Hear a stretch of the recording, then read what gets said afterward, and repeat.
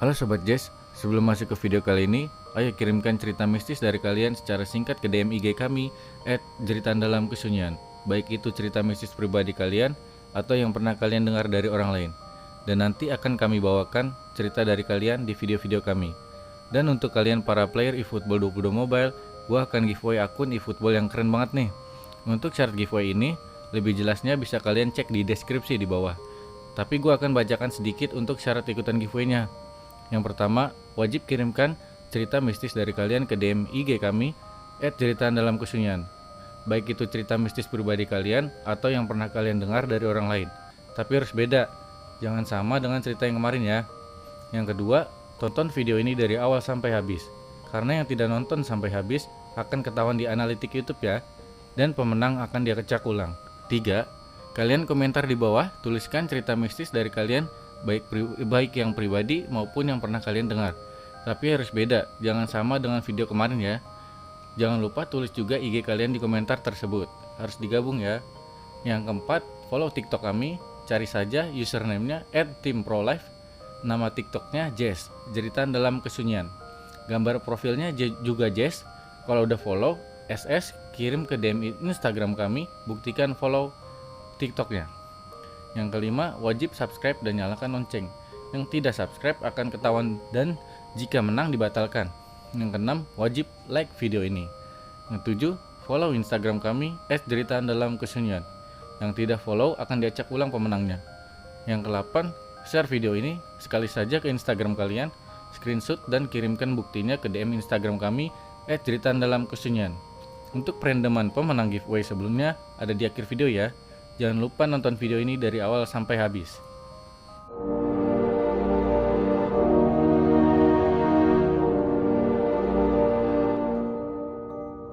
Selamat malam pecinta cerita misteri. Selamat datang di Jazz, Jeritan Dalam Kesunyian. Hari ini kita kedatangan narasumber yaitu bernama Om Riz. Ya, halo. Apa kabar Om Riz? Baik. Ya, jadi Om Riz ini dia akan menceritakan kisah-kisah misteri dia. Yang paling parah sih saat dia kan banyak berkendara jauh, itu banyak banget ceritanya. Tapi mungkin Om Riz mau mulai dari mana dulu nih cerita misterinya nih? Ya, selamat malam, terima kasih. Ya, kalau boleh diceritakan sih dulu sekali sebelum saya keliling lah kasarnya, keliling hampir setengahnya Indonesia. Dulu tuh waktu saya masih kecil sih, yang saya masih ingat itu ketika saya umur ya kurang lebih kelas 5 SD lah. Kelas 5 SD itu saya memiliki 5 bersaudara, itu 5 saudara. Terus rumah saya itu di daerah Bekasi. Nah, di sana itu yang kata orang di rumah itu dulu pernah ada makamnya. Ya, dulu tuh pernah ada makamnya. Ya, kejadian itu di saya kelas antara 5 apa 6 SD itu saya sih lagi asik nonton TV. Terus tiba-tiba tuh memang posisinya sih jam setengah 12 antara jam setengah 1 lah itu. Malam, tengah malam itu. Oh, tengah malam. Iya. Nah, itu rumah saya kan tingkat ya. Jadi dari atas itu ada suara duk kayak gitu. Memang orang tua saya itu kan ada kos-kosan juga di atas. Cuman posisi yang kos-kosan itu sebenarnya pagi pada pulang. Tapi ada suara duk kayak gitu. Cuman namanya anak kecil yang nggak dihiraukan lah seperti itu. Nah, pada saat malam-malam itu tiba-tiba saya lagi asik nonton. Saya pikir itu kakak saya yang paling tua. Dia itu ngelawatin saya sambil nendang saya masuk ke kamarnya. Jadi antara tangga, TV dan kamarnya itu posisinya itu berdekatan. Ya karena saya ditendang dan dilewatin gitu, ya saya marah dong. Dia pakai gaun putih. Memang rambutnya juga panjang kakak saya itu. Pas saya kejar karena saya mau marah-marah di situ, nggak ada. Saya langsung ke tempat ke kamar orang tua saya nyari kakak saya, nggak ada juga. Loh, saya bingung kan, karena saya seharian kan di luar kan, main di luar. Saya tanya sama orang tua saya, "Mah, itu Simba kemana?" "Loh kan bahkan nginep di Gang Sekip." "Emang kenapa?" "Loh itu berarti yang nendang saya siapa?" Nah di situ itu yang pertama kali saya melihat. Ya di situ ya. Berarti iseng banget ya sambil Iseng lewatnya banget. nendang ya. Jadi bikin emosi. Ya seiringnya waktu saya mulai kerja, yang hal-hal kayak gitu saya anggap hal yang biasa. Iya. Tapi hal yang mulai sering seperti itu ketika saya itu dinas di pegang di Sumatera. Dipegang di Sumatera itu ketika saya turun dari bandara, saya langsung disuruh atasan saya itu berangkat ke daerah namanya itu Kota Sidempuan. Kurang lebih perjalanannya kalau dari Medan, kalau misalnya kita perjalanan itu dari Medan kurang lebih ya antara Jam-jam lah ya. 18 jam lah di situ. Wow, jauh kali. Jadi saya menyetir sendiri, tidak tahu alamat, tidak tahu apa-apa. Jadi berdasarkan peta waktu itu, peta dan petunjuk arah. Kalau zaman sekarang kan udah ada Map. Gmaps ya. Jadi kemana-mana bisa dituntun. Kalau dulu kan saya nggak ada, nggak ada Maps. Betul. Nah dalam perjalanan saya menuju ke arah namanya Padang Sidempuan itu, saya ngelewatin, nah memang banyak pertanyaan ya. Saya ngelewatin perjalanan ke daerah Tapanuli Utara. Terus saya masuk ke daerah namanya Aiklatong di situ. Yang tembusannya nanti akan ke daerah Sibolga. Iya. Tapi di dalam perjalanan arah mau ke Sibolga itu, di depan itu kan saya juga nggak tahu ya, di depan itu ada namanya Gua Belanda. Iya. Nah perjalanan di situ, ya namanya laki-laki ada Iya. cewek, ya saya godain dong. Iya. Rambutnya panjang, jalan sendirian. Ya saya bilang lah, "Kak mau jalan Kak, mau nebeng Kak daripada jalan." Diem aja, bisa jalan lagi ke situ. Iya. Rambutnya panjang juga, putih. Terus Oh, ketemu lagi. ketemu. Nah di depan selang berapa meter lagi ketemu lagi seperti itu. Loh, kok mbak yang tadi ada di yang tadi saya godain ada lagi di depan di Iya. situ. Nah setelah itu saya mau masuk ke Gua Belanda di situ. Jadi terowongan itu namanya Gua Belanda ya. Iya. Saya langsung lihat di spion, cewek yang tadi saya godain itu ada di belakang saya. Oh, sambil begini nih rambutnya nih. Ya saya juga Iya. kaget ya. Antara kaget, takut, ya pokoknya campur lah. Posisinya saya udah masuk ke terowongan gua itu, Iya, Gua gelap Belanda. kan tuh kalau masuk terowongan. Bingung saya, kiri kanan rumah penduduk gak ada. Yang ada itu hanya pegunungan di situ kan. Oh, itu lumayan jurang. panjang itu Gua Belanda. Guanya sih nggak terlalu panjang ya. Cuman posisinya Setelah hanya keluar. satu mobil. Posisi memang hanya bisa satu mobil posisinya. Dan itu kiri kanannya adalah jurang. Setelah saya buru-buru ngebut kayak gitu karena saya juga nggak tahu medannya, saya langsung ya pokoknya bercampur pada mobil posisi AC nyala, tapi saya keringetan di situ. Dianya ngeliatin saya aja, langsung minggir, saya lari. Kebetulan di situ ada kayak pom bensin di situ, saya langsung lari. Terus nanya, "Kenapa bang?" Ya, di situ mobil saya ada. Oh katanya dia, ada cewek katanya dia. Iya. Oh iya, itu memang di situ suka ada yang ganggu katanya kalau misalnya pendatang. Nah disitulah saya tenangin diri dulu. Ya setelah itu ya saya mungkin saya juga lelah. Akhirnya saya udahlah, saya baca doa lagi lah. Nah, saya teruskan perjalanan. Saya sampai di Sidempuan, saya istirahat. Ya itu yang pengalaman di perjalanannya itu. Terus berarti ini ya, dia tahu-tahu padahal dia nggak masuk kata itu kan ya, tapi tahu-tahu dia main masuk sendiri. Padahal ditawarinnya pas di awal ya. Iya. Tapi dia diem aja nggak mau. Tahu-tahu udah naik aja. ya betul, dia naik aja di situ. Terus apalagi nih Om Riz pas di perjalanan ada lagi kan? Oh, waktu setelah saya dari Medan, ya itu bagi saya sih kan agak sedikit saya bikin shock di situ ya. Iya. Awalnya kan hanya melihat saja. Nah ini dia mendekati. Jadi yang selama ini saya hanya melihat dan sekarang ini yang menurut dia itu oh ternyata nih orang ini bisa gitu, antara bisa diganggu atau gimana, akhirnya dia ngedekat. Iya. Nah terus saya pernah waktu saya ya dulu dalam perjalanan saya waktu itu katanya ada yang masuk lagi di dalam mobil. betul masuk lagi di dalam mobil. Jadi waktu itu saya itu pengen berangkat kerja ya. Iya. Jadi saya pengen berangkat kerja. Kalau dulu kan kita kan sering cari sewa ya di pinggir jalan. Iya. Nah kebetulan arah saya juga mau arah ke bandara. Nah dari arah bandara itu saya bawa nih, dapat nih yang pas satu tujuan sama saya. Iya. Nah pas satu tujuan sama saya, kita ke bandara banyak ngobrol, bicara-bicara. Ya saya dapat kurang lebih dapat 3 orang, lumayan kan buat tambah-tambahan gitu ya.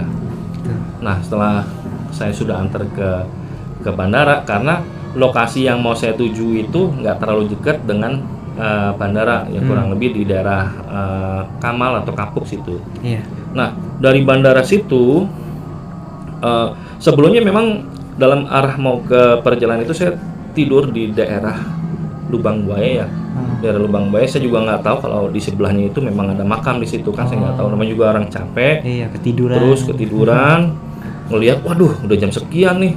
Ya saya buru-buru sambil mau berjalan ke arah bandara. Ya saya sambil nyari lebihan lah kasarnya. Nah itu saya udah antar juga. Saya sudah turunkan yang tadi ikut sama saya, yang sewanya itu. Nah kebetulan juga teman saya juga yang sama-sama satu profesi, dia juga sama-sama nyari sewa juga. Dia nelpon saya, kenceng amat loh berangkat kerja. Tadinya udah nganter, sekarang dapat lagi. Udah nggak ada kali, kata saya. Loh itu siapa yang di belakang? Saya ngeliat di spion memang nggak ada, di spion gini, di spion ini nggak ada. Terus teman saya lagi yang jadi tuh ada beberapa teman saya nyalip sambil melakson sambil begini-gini. Pas-pasan lah gitu. Iya pas-pasan. Yang tadinya ngelihat saya hebat banget dapat lagi, panasan kenceng. Nggak taunya yang pas-pasan juga sama nelpon. Hebat loh. Mau arah kemana lo nganter? Enggak ada apa-apa, gue mau berangkat kerja. Nggak taunya teman saya itu bilang katanya tuh ada sepasang suami istri di mobil saya di belakang. Jadi ya nggak tahu memang saya juga nggak ngelihat ya. Iya. Di spion juga saya nggak ngelihat, tapi teman-teman saya pada ngelihat katanya. Iya betul. Nah seperti itu tadi cerita ininya ya di selama perjalanan. Perjalanan memang hidup saya kan hampir setiap harinya adalah di perjalanannya. Iya betul. Terus, berarti kalau selain perjalanan ada lagi gitu? Oh, waktu memang sih saya sih berasa gimana ya, berasa takutnya itu waktu saya kerja di daerah Sunter ya. Oh sekarang di tempat kerja nih? Ya sekarang di tempat kerja, tadinya kan ya memang sih tadinya di jalan ya di lapangan. Iya. Nah sekarang posisinya saya baru dimutasi, saya kerja di tempat Sunter situ. Iya, bagian kantornya. Bagian kantor, tapi memang kan saya memang dari rumah itu jam 4:30 dan sampai kantor jam 6. Di situ saya berangkat paling pagi dan paling sampai di kantor itu paling pagi. Dan karena saya menunggu macet ya, pulang ke Bekasi kan krodit tuh perjalanannya. Iya, saya suka istirahat, suka istirahat di kantor. Nah, jadi kalau saya suka istirahat di kantor tuh, saya kalau tidur mobil kan kadang saya suka nyalain, kadang suka saya matiin. Posisinya saya itu ini mobil, ini bangunan di sini. Ini mobil, ini bangunan. Saya tidur tapi madep ke sana. Tapi suka ada yang kayak ngintip-ngintip kayak gitu. Saya pikir kan security. Iya. Saya anggap biasa tuh karena saya baru barulah di situ lah, baru 2 hari 3 hari. Nah, taunya besoknya itu saya kan lagi ngisi air minum. Posisi kantor sudah gelap. Jadi kalau misalnya mau ngambil air minum, saya kan harus buka dulu kuncinya. ngelewatin toilet, masuk ke dalam, terus posisinya ada di tengah-tengah lah, di tengah-tengah, jadi ada ruangan apa itu. Karena saya ngisi air, tiba-tiba saya dikeplak di situ. Waduh. Saya dikeplak, saya kaget di situ. Siapa yang ngeplak saya? Gak kelihatan kan? Iya. Posisi gelap di situ. Ah, Nah, setelah posisi gelap, ya saya anggap ya biasa aja lah. Mungkin ada yang iseng, karena memang Iya. suka ada yang iseng. ah, Tapi ini isengnya berasa. Nah, biasanya kan nggak pernah sampai fisiknya itu nempel. Iya, Biasanya cuma hanya ngelihat aja kayak Iya, gitu. Nah, ini dia nepak saya, nepak kepala gitu. Ya, saya keluar.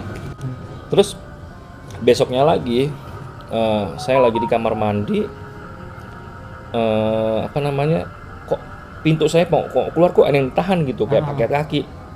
Ya saya telepon sama bawahan saya, tolong dong, ini kenapa ya pintunya ya, karena siapa sih yang ngerjain saya. Nah kayak gitu anak buah saya tuh datang, Pak nggak ada Pak yang ini nahan, kenapa? Orang berasa di situ ada tangan kok di situ yang nahan kayak gitu. Wah akhirnya pas usut di situ saya cerita akhirnya kan, saya cerita ke security-nya juga mengalami hal yang sama. Jadi waktu pagi-pagi, pertama kali pagi-pagi memang ada tuh perempuan tuh putih, gemuk ya, dia putih gemuk terus kayak gitu. Saya kirain kan karena saya baru, ya saya kirain juga dia karyawan di situ kan. Orangnya ya diem aja, memang mukanya sih pucat. Biarin nanti kalau misalnya saya kenalan, saya namanya siapa, dia namanya siapa, nanti GR dianya, atau sayanya gimana, saya bilangnya saya kegenitan. Akhirnya dianya keluar, akhirnya saya cerita tuh, Pak, kok di sini perasaan kayak ini ya, kayak aneh gitu ya. Emang kenapa? Saya kalau misalnya istirahat di ujung sana itu kayak ada yang ngintipin saya. Saya lagi ngambil air minum, saya dikeplak di situ. Kemarin saya lagi buang air kecil, ada yang nahan tangan di situ.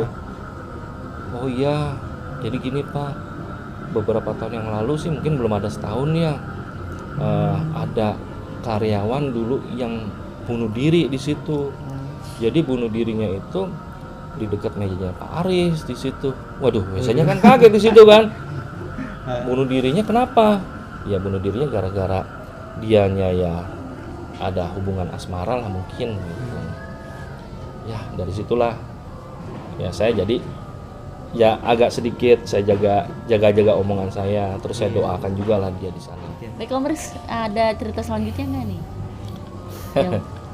Kalau cerita mah banyak ya cerita.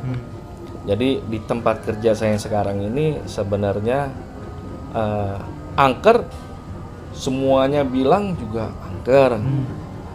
Jadi pada saat kita closing, jadi setiap akhir bulan kita kan closingnya. Kalau closing itu biasanya kan kita sampai tengah malam ya. Nah, kalau misalnya closing kita untuk ngibur diri itu sambil menunggu angka kita itu capai target atau tidak, di situ kita kan karaokean di situ. Nah, ketika kita karaokean di situ tuh kursi lempar sendiri. Jadi security di situ sudah ngasih tahu sih memang, Pak hati-hati di sana di gedung yang baru ini angker. Kenapa? Ya, saya juga belum tahu. Pokoknya gedung di situ adalah angker. Terus kalau misalnya buat gaduh atau buat berisik, biasanya di penghuni di sana itu nggak suka. Nah, jadi pada saat kita lagi nyanyi di situ, tuh kursi tuh lempar. Jadi langsung kita tuh diam semua tuh, panik gitu kan. Ya bilang panik sih enggak sih ya. Jadi cuman kaget sih. Kaget sama takut tuh. Kursi mental. Kita lihat siapa yang ini, nggak ada. Akhirnya kita matiin di situ. Kita matiin, kita ke laptop, ada yang ke komputer. Tiba-tiba tuh pintu ruangan atas saya kan kosong tuh, pintunya tuh. Jadi pintu ini tuh langsung tiba-tiba langsung gue buka gini, gitu. Nah, udah kayak gitu, kebetulan atasan saya kan ngelihat juga, dia sampai pindah ruangan. Jadi ya memang di situ ya memang nggak boleh buat gaduh. Tapi lama kelamaan mungkin dianya gerah kali ya. Kitanya juga sering buat seperti itu. Dianya juga sering munculin benda-benda, sering menggerakkan benda-benda. Akhirnya lama kelamaan nggak ada. Ah, Di situ iya. mungkin dia pindah sendiri dia, bosan Iya, kali. bosen, capek nggak bilangin. Iya. Ya, Berarti ini ya, di tempat kerja pun tetap banyak juga ya di ya Indonesia, betul di kejadian-kejadian. tempat kerja banyak tempat kerja. Iya, iya. Di jalan juga banyak. Hmm. Ya kalau misalnya kita dalam perjalanan, ya kita awalnya harus banyak berdoa lah. Iya. Karena kita kan juga nggak tahu ya dalam perjalanan sesuatu musibah juga pasti kan kita nggak tahu di situ. Betul. Terus yang namanya pada saat kita start mobil juga antara dunia kita sama dunia gaib, kalau misalnya kita pikirannya lagi bercabang, gaib itu pasti akan mengacaukan kita lah. Nah di situ pada saat kita ada masalah dengan pekerjaan atau masalah dengan keluarga atau masalah dengan teman, kalau kitanya berpikiran negatif itu jadi si ya yang itunya itu akan gangguin kita, terus akan munculin ke kita lah. Ya kalau ya kita lebih banyak berdoa lah. Iya. Hanya ya pasti setiap ini mah dimanapun ada ya. Yang penting Iya. kitanya juga ya harus jaga dirinya ya dari doa. Ya. Gitu. Ya ibaratnya ya kalau udah takdir ya sudah gitu. Berarti ceritanya itu ya Om Chris ya. Ya Segitu banyaknya tadi ya. sebenarnya kalau misalnya masih mau diceritain lagi sih Ada lagi ya. ada lagi kalau mau diceritain lagi. Ah, Ya kalau misalnya mau diceritain lagi, kan saya tadi kan ada cerita tentang waktu saya masih kecil. Ya jadi waktu saya masih kecil itu yang dimana di situ memang ada makam. Terus ya kalau misalnya dibongkar katanya itu adalah makamnya, saya nggak tahu ya makamnya itu makam nenek-nenek atau makam perempuan yang hamil. Terus jadi orang itu lagi hamil, kalau misalnya yang saya lihat ya, jadi dia itu perempuan hamil dibunuh ya. Tapi kalau cerita orang yang di situ katanya sih nenek-nenek yang kubur di situ. Cuman kalau misalnya ngelihat waktu saya dia nampakin ke saya itu, dia tuh gadis muda, pakaiannya putih, rambutnya panjang.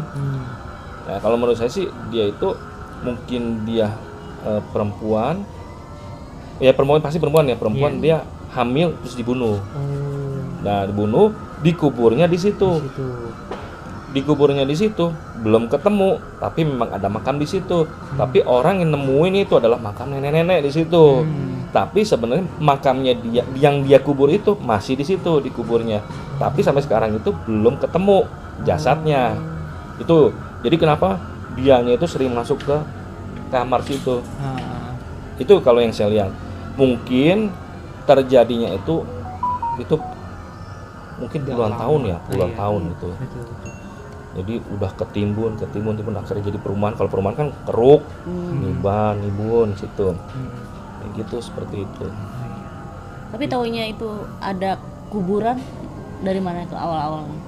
Kalau dari awal-awal waktu pada saat itu ada sih tetangga yang ngomong, kan rumah itu ada kuburannya di situ, di kamar yang pojok sana. Memang bau di kamar sana itu beda, baunya itu. Jadi hawanya pertama panas, terus baunya beda. Jadi baunya kayak bau singkong kan seperti itu. Kalau misalnya bau singkong atau kayak bau anyir kayak gitu, itu nandanya itu ada makhluk astral lah yang dekat kita di situ. Gitu. Dan kita Berarti bisa jadi tetangganya juga ngerasa diganggu juga ya sama dari situ juga. kalau Dia sempat diganggu juga, gangguan dari makam itu. Kalau misalnya diganggu, saya kurang paham ya, kurang tahu juga karena tetangganya juga kan yang mungkin ya dia nggak cerita dia ngerasa terganggu atau dia merasa terganggu tapi dia diem aja gitu, walaupun sebenarnya tetap terganggu gitu. Cuman yang saya alamin dan yang saya lihat itu ya seperti itu gitu. Oke deh, Om Riz, makasih banyak nih ya, Ya. udah mau ini datang di Jazz buat menceritakan cerita-cerita misterinya. Terutama yang tadi kendaraan itu serem banget sih. Ya udah, jadi buat kalian nih, buat yang mau kirimkan ceritanya atau mungkin kita undang suatu saat nanti ya, boleh kirim ke deskripsi yang di bawah sini di Instagram kita. Ntar kalau mungkin ceritanya banyak, ntar kita arahkan ke email kita gitu. Terus jangan lupa subscribe, terus nyalakan lonceng ya kan Teh ya. Terus jangan lupa di like juga pasti, like komen. dan komen gitu. Ya udah, itu aja cerita misteri malam kita hari ini. Salam. Yes. Oke, sekarang kita langsung acak pemenang giveaway sebelumnya. Selamat kepada Bonifacia Setianingsih. Instagramnya boyjoy1999. Jangan lupa kalian ikuti giveaway terbaru di video ini ya. Terima kasih.